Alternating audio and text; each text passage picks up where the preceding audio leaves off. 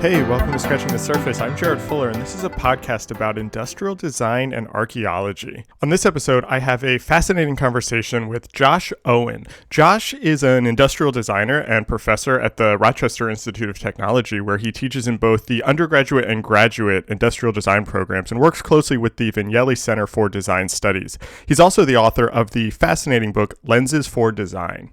I sort of accidentally met Josh actually back in 2007. I was a freshman in college at Philadelphia University in the graphic design program, and Josh was on the faculty there at the time in the industrial design program. And on the first day of the new student orientation, faculty from each of the design departments came to speak to the new students, and Josh spoke about the industrial design program. And I honestly can't remember what he said, but I remember really liking it and finding it really inspiring and thinking, this guy thinks about design the way I want to think about design. And so after the presentation, I went up to him and introduced myself and told him that I was studying graphic design, but actually really liked his talk and hoped that I would be able to take a class with him sometime in the future. But I actually ended up transferring out of Philadelphia University after that first semester and never talked to him again until now, until this conversation. And so in this episode, I try to figure out how he thinks about design and why it resonated with me so much back in 2007 as this 18-year-old new designer. We talk about his early childhood going to archeological digs with his father and how this fostered a really early interest in both material culture and anthropology that has led to and influenced the career that he's had now.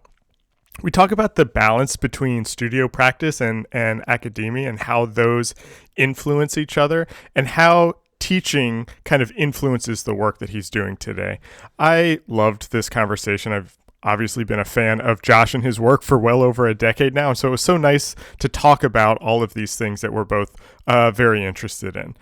If you're a fan of the podcast and want to help support it, you can become a member for $5 a month or $50 a year. Members get an exclusive monthly newsletter that features behind-the-scenes content, links and articles from former guests about design and writing and criticism, as well as previews of the upcoming episodes. Scratching the Surface is fully supported through these memberships, so if you like the show and want to see it continue and help with its ongoing production, I hope that you consider joining. Thank you for listening and enjoy this conversation with Josh Owen.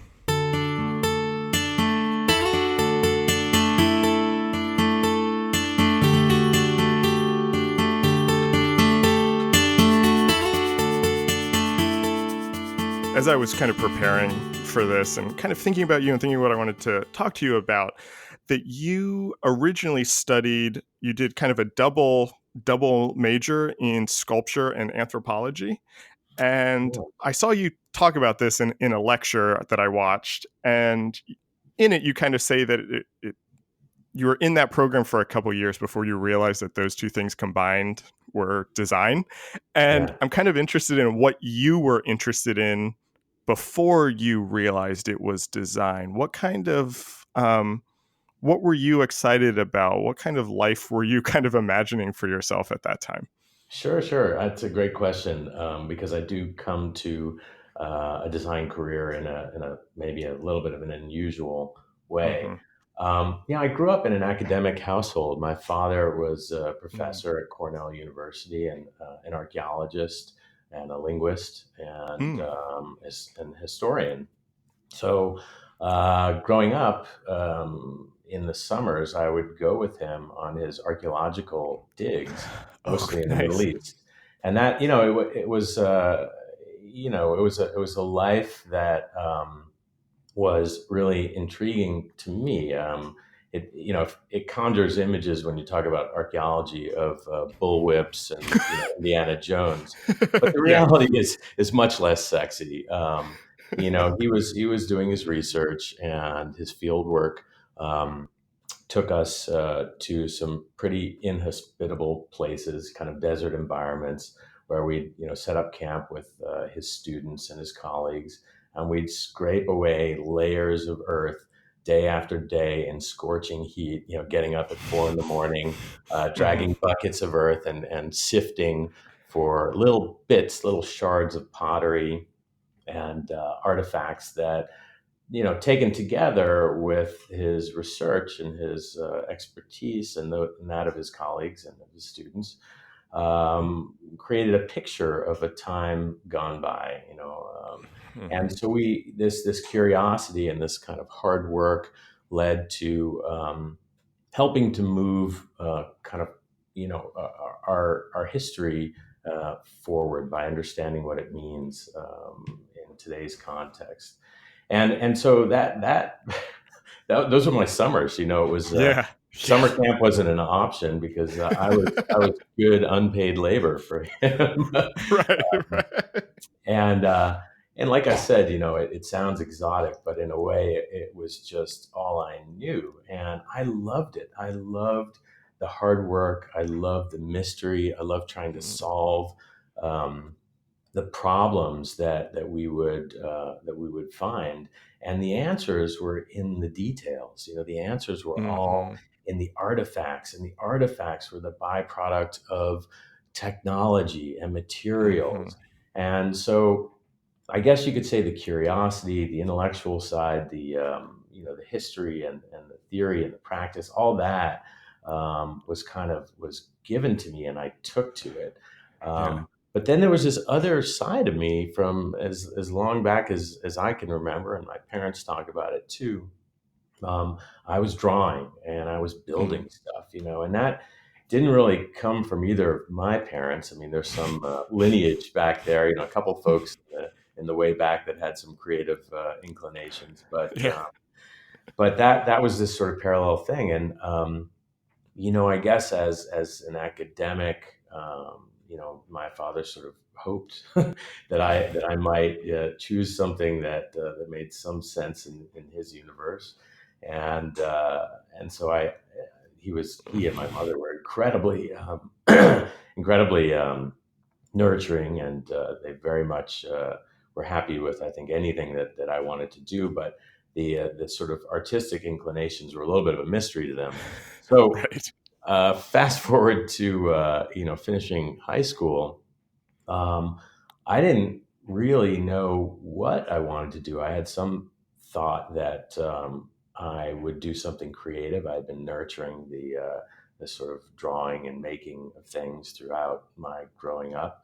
I'd been playing a lot of music. There was a lot of creative stuff going on in my life, but I was Mm-hmm. also wildly passionate about history, and so I thought, well, Mm. maybe archaeology or anthropology. Um, and I took a year off after high school. I traveled a lot around the Middle East. I took some courses in Tel Aviv at the university. I kind of wrapped my head around what a bigger world looked like, and and then applied to Cornell from there. And I applied to fine arts originally with the thinking that, well, it's a big university. It's a robust place Mm-hmm. where there's so many intellectual pursuits available to me. I'll just do the thing that I love, and I'll wrap it in Mm. the liberal arts that I can dig into. And then once I kind of got on the ground, I realized that it was possible to spend an extra year and to get a second degree. And in fact, a lot of fine artists did Mm. things like art history to wrap around their targeted education, professional education. So I dug around, and no pun intended, and I discovered that So it went right over my head.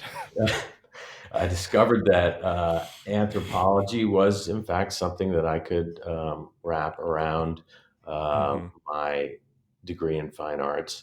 And furthermore, there was a fascinating guy by the name of Robert Asher, who was a professor there, who had sort of been banished from the anthropology department into its, kind of dank basement. He was a Mm. remarkable guy who didn't fit in even within anthropology.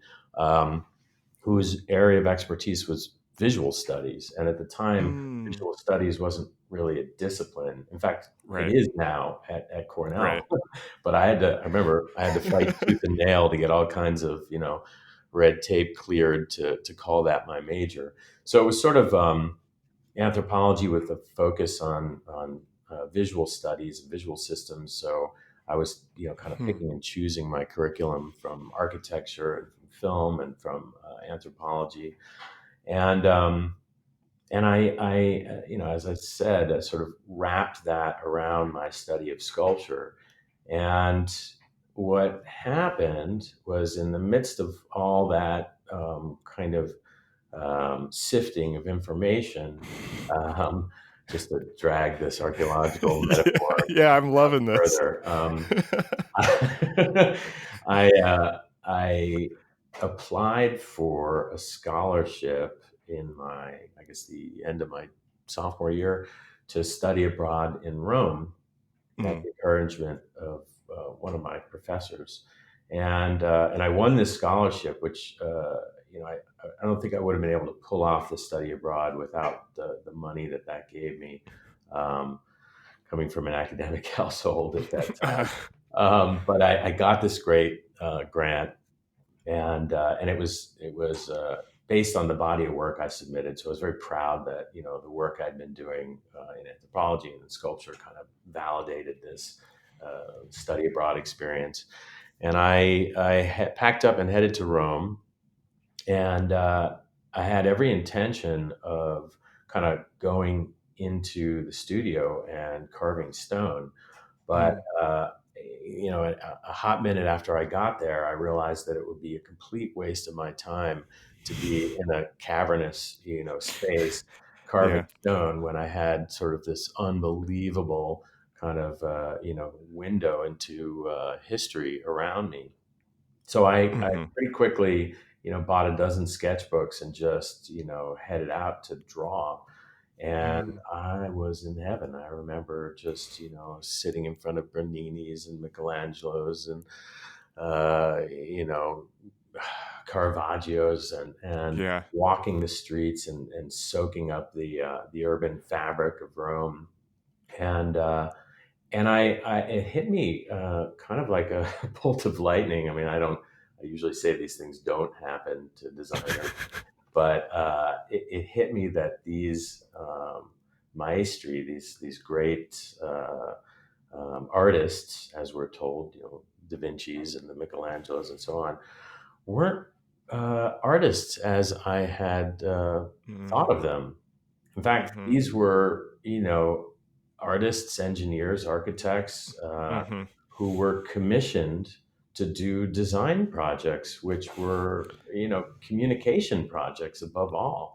They Right. integrated, technology, they integrated materiality, they integrated messaging, and the ethos of these characters were all similar. And I discovered that, at that time, um, the people that I saw in industry, who were sort of, the typical kind of, modernist architects and industrial designers, were very similar in their kind of DNA. Mm, I hmm. discovered industrial design at that time. I thought, wow, what have I been doing all these years? I've been studying kind of the behavioral aspects of, culture um, and people, and so on, with my studies in anthropology. And then I've been studying materials and technologies and form giving Hmm. in sculpture, taken together. That sounds a lot like design. Yeah. Did you So, yeah. did you see, I mean, I know exactly what you're talking about, and I think, obviously with in retrospect, it's really easy to see how those two sides connected. But before that, did you see a relationship between what you were kind of doing in the studio, the kind of sculptural work, and the anthropological work, or did these just seem like two kind of separate interests for you at the time, or were you kind of seeing parallels between them before you realized design as that connection point? You know what I mean?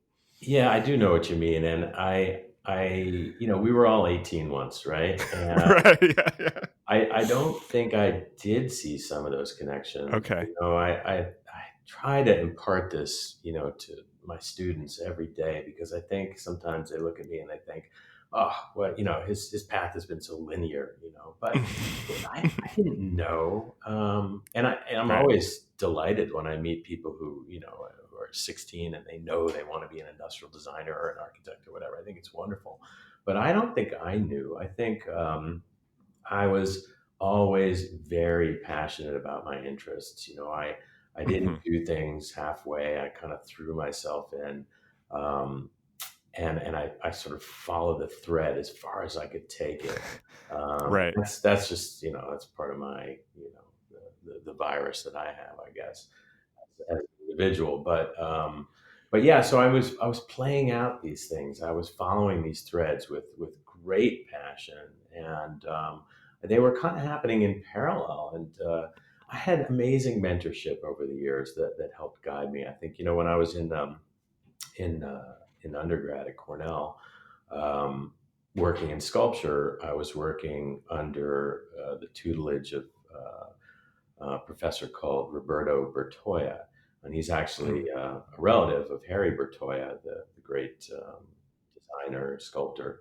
Um, and Roberto, was following my work. He was mentoring me, and because of his personal knowledge of design, I mean, he was a sculptor in the great tradition of Brancusi and modern sculptors. But because of his knowledge of history and practice, and his awareness of design, I think he helped me to find that design was where I belonged, and I started to realize that I wasn't making works of sculpture to satisfy my ego or to Mm-hmm. mine my own you know challenges, or to air my grievances, or I wasn't making art. I was more passionate about the formal elements.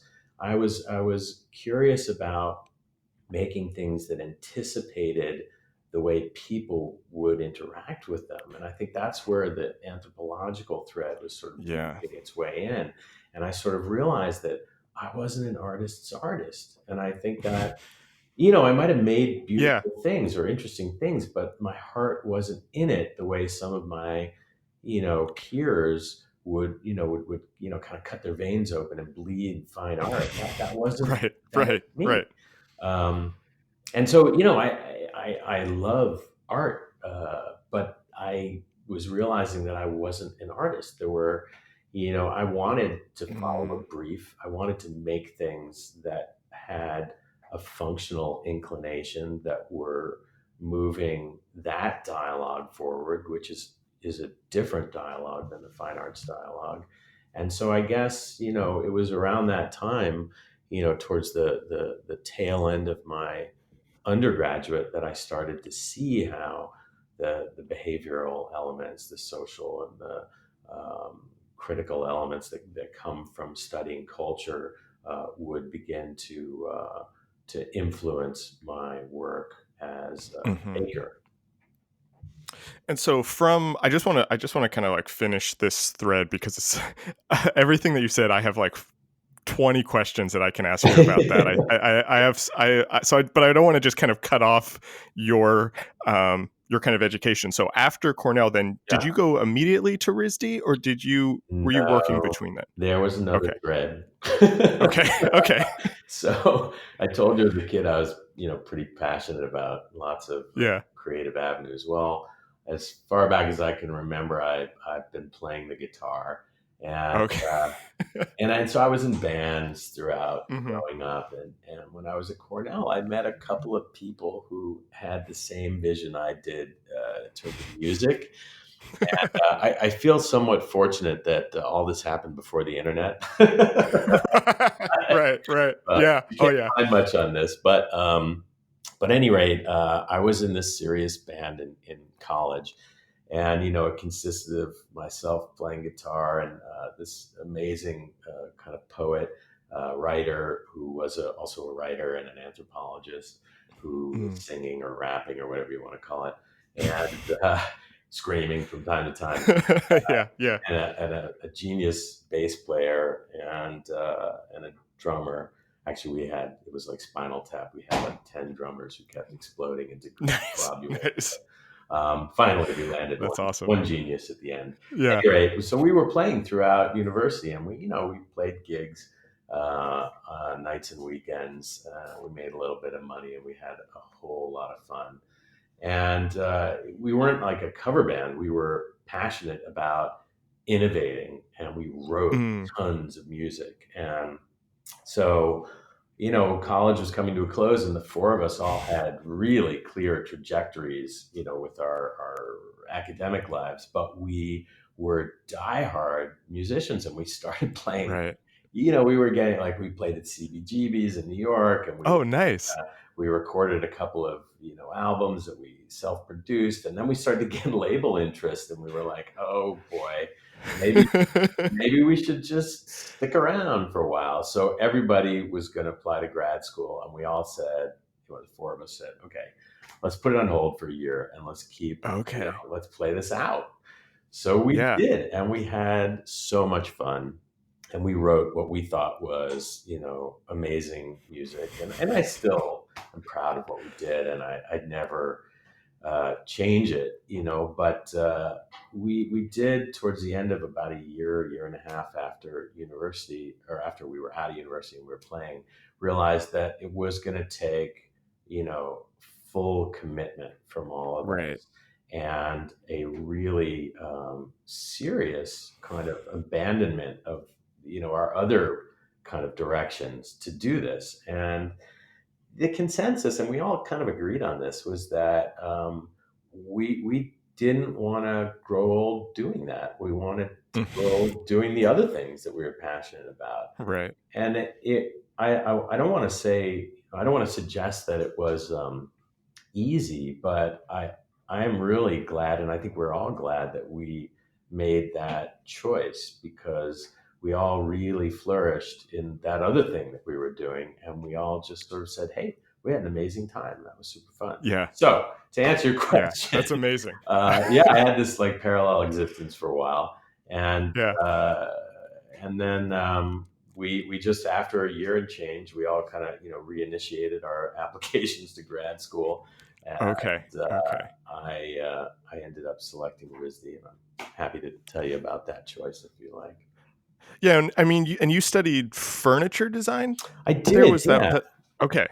And so at that point, were you kind of like, you had kind of figured out design was the thing, you were kind of all in that. What was it about furniture design? And maybe a bigger question also, just because I haven't talked to many industrial designers, the kind of nomenclature there, if that is significant, of kind of furniture design versus industrial design, how those fit together, because I'm not even totally familiar with those worlds and how they operate.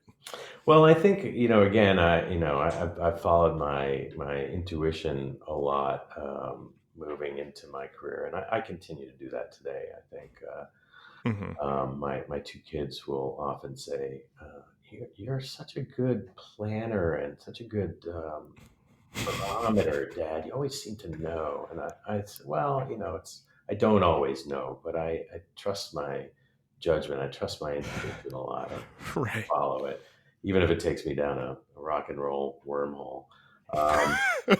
Yeah. I think it just spoke to me as a medium that was possibly the most like obvious connection between anthropology and Yeah. Yeah. and the study of forms and materials. I saw the landscape, and this was way before the internet. The Milan Furniture Fair was almost invisible to those of us working in the States. But I knew that there were people operating in that domain and delivering innovation through the medium. And it's such a tangible medium, because it's so materials based, and there was so much exploration happening in that medium. Sort of, it's like personal architecture, or that's the way it appeared to me at that time. So I also started to explore furniture while I was playing music that year. Okay. Okay. There's so many stories to tell, right? But Yeah. I was poor, very poor. Mm. And I got a guest artist residency at Cornell in one of the themed dorms after I graduated. And that's how I was Mm. able to kind of keep a roof over my head during that time I was playing in the band. I taught workshops to architects and Oh, artists okay. while I was living for a year free in this wonderful dorm at Cornell. And my professor of sculpture was kind of letting me sneak into the sculpture studio to do a little work. And what I was doing was driving around to old mills, lumber mills, Mm-hmm. and grabbing cutoffs of big tree trunks that they didn't use. Yeah, They would give them to me for free, and I would rent a chainsaw and I would carve furniture out of them. And I did all I kinds of love that. crazy experiments, and this was how I was like exploring the medium. Mm-hmm. So I actually have a whole body of work from that year. When I wasn't up late playing music, I was, working Right. with the chainsaw. Um, so there was something really magnetic for me about furniture, and to be honest, at the time I remember I had been accepted by RISD and Cranbrook, and I was Mm. just so torn because at the time Cranbrook was doing fascinating things, Yeah. very very theoretical, uh, Mm-hmm. closer to industrial design.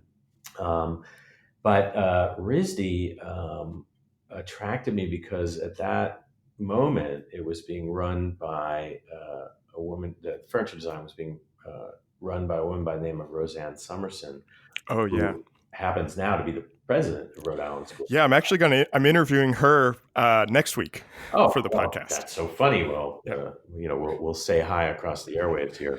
But Yeah. it was Roseanne that really attracted me because, when I went to the program, I saw this incredibly diverse cohort of furniture designers. There was this Japanese guy experimenting with, crazy kind of phosphorescent materials, and then there was this woman who was making paper stuff, and this other guy who was Mm. carving like ball cloth feeded things, very Mm-hmm. traditional. Mm-hmm. Mm-hmm. And then there were people over in glass that were collaborating, people over in sculpture that were collaborating, people in design that I had access to, and I thought, God, this place is so diverse.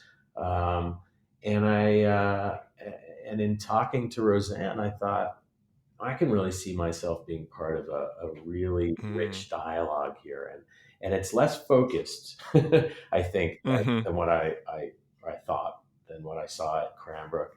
But they were apples and oranges, and I thought, you know what, I know I thrive here, and so I jumped in, and I never looked back, and it was amazing, and Roseanne, was a big part of growing the culture of furniture design there, Yeah. which is, has started the careers of many, many interesting Yeah. designers. Um, so that's what pulled me into furniture design, and I really am so thankful that I went that way, and I had such great mentorship there, not just from Roseanne, but also from a guy called John Dunnigan and others. It Mm. was great. I want to. I find this so interesting, and the way that you are kind of talking about your education really interesting, especially as I've spent the last couple of weeks looking at your work and kind of thinking about how you think about your work, Mm. because it strikes me how formative, going all the way back to those summers with your dad, seems like that really clearly shapes how you think about design today.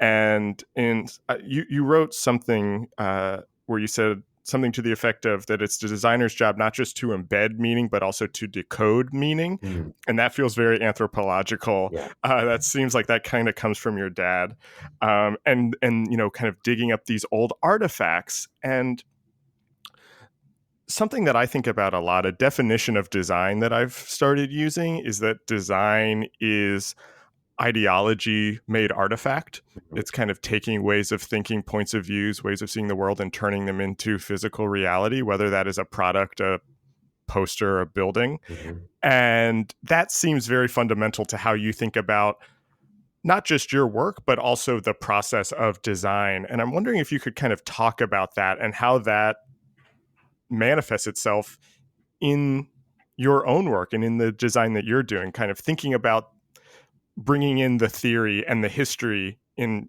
how that relates to materials, colors, the products themselves. Well, I am just insufferably curious Hmm. about everything, really. But you Yeah, know, me too. yeah, I think it's what binds a lot of us as designers. Yeah. But I feel that that there's so much evidence around us, and as designers, like as you point to, um, we have the ability to decode the built environment, and beyond that, Hmm. we Hmm. understand how to translate behavior into substance, and we have empathy, or those of us that feel that's important have empathy, but more people will understand this cue. But I think having the combination of keen observational skills and empathic reasoning gives us this kind of key to the city of ideas, in that Right. we can decode and we can make intuitive and simple that which is extraordinarily complex to many. And I try to teach that in any way I can. I mean, I think it's clear. I try to lead by example or teach by example, but I also, you know, try to share my own lenses as much as Hmm. possible. And I've done it by evangelizing in these kinds of formats. I've done it by writing books and sharing my experiences.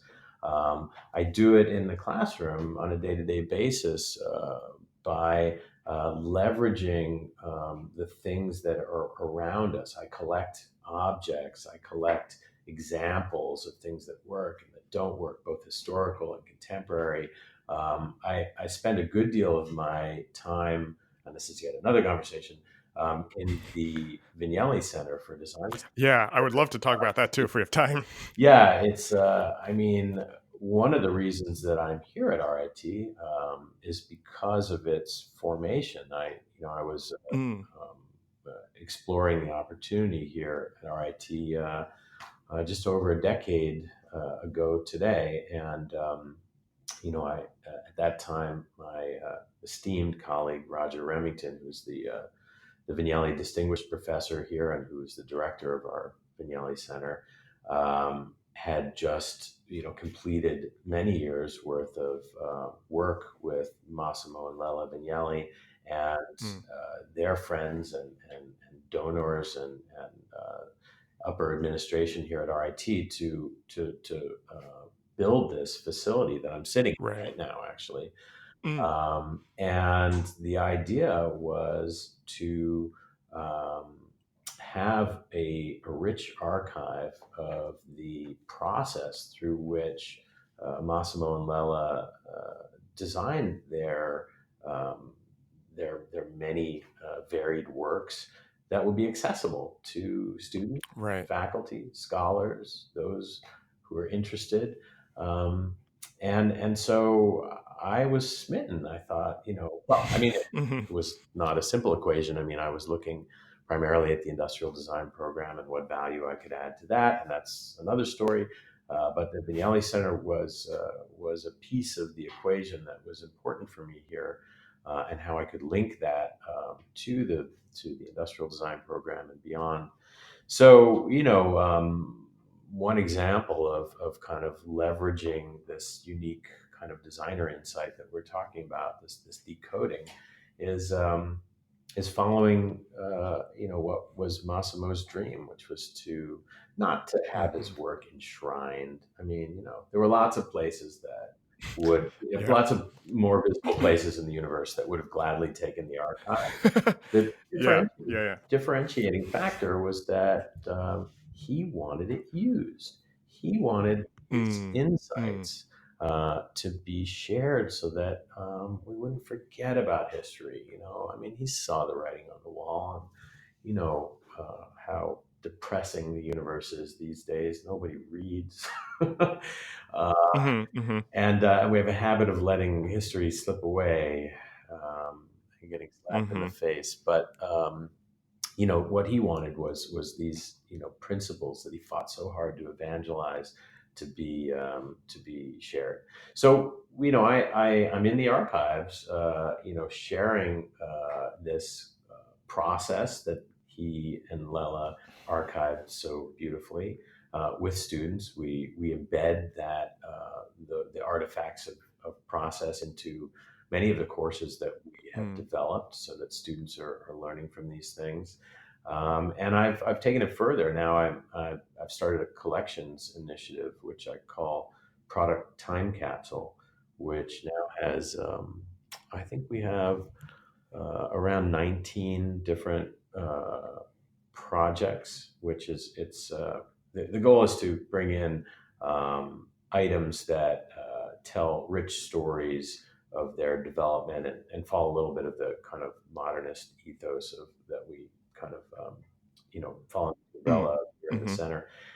And rather than just archiving a beautiful object, we search long and hard to find an arrangement with the designer and the company, or a combination of the two, so that we can essentially time capsule a story from start right. to finish. And so we've got about Mm, 19 of these time capsules, and they range from uniform wear's first watch, the British company that does such beautiful watchmaking, to we've got Marcel Wander's rope chair. We've got mm, one of mhm, Wendell Castle's fiberglass chairs from the 60s, and all of his drawings and models and so on.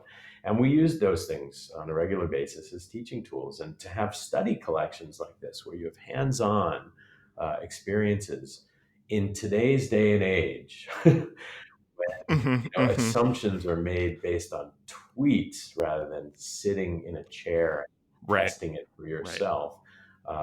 The impact is just so dramatic with education. So I guess you could say, it's these insights, this uh, decoding, which is as important as the encoding, and the two have to be fluid Mhm. and regularly imparted. I think to manifest, a brighter next generation of designer. I wanna, um, you mentioned the Vignelli Center, you mentioned teaching, and you've basically been teaching kind of simultaneously through your entire career with your practice. And I'm something that I'm really interested in is the overlap in the intersection between academia and practice, and how those influence each other. The value of being a practitioner for academia, but then also being in academia for your kind of commercial work. How do those overlap or kind of intersect for you? Sure. Well, this is where podcasts suck, right? Because we need visuals. No, I'm both. Yeah, yeah, yeah. No, because actually, I was just interviewed by a colleague of mine and asked me to talk about my triadic model. And that sounds very academic, but in practice, what that is a little graphic that's I use in lectures. It's in my Lenses for Design book. And Okay. it's a little triangle, and it seems like all good design, it seems simple, but it's really embedded with a lot of meaning.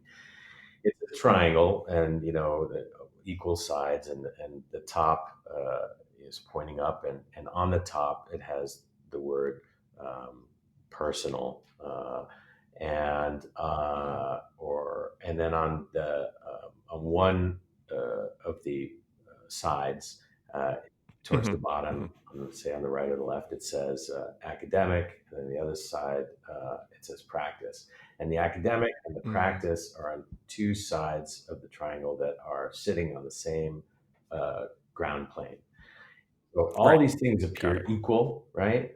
Um, Mhm. but this is like a guiding graphic for me. Like my personal life is everything for me. I mean, it's my wife, my Yeah. kids, my brother, my parents, my friends, my colleagues, like Mhm. everything. there is on the top of that triangle. And without that support network, without that balance, without that focus, without all of that, I would be nothing. I mean, I'm a person who has a Yeah, yeah, job yeah. like anybody else, even though students sometimes, think that they can't imagine me eating food or, like, it's the problem of being a professor Yeah. sometimes.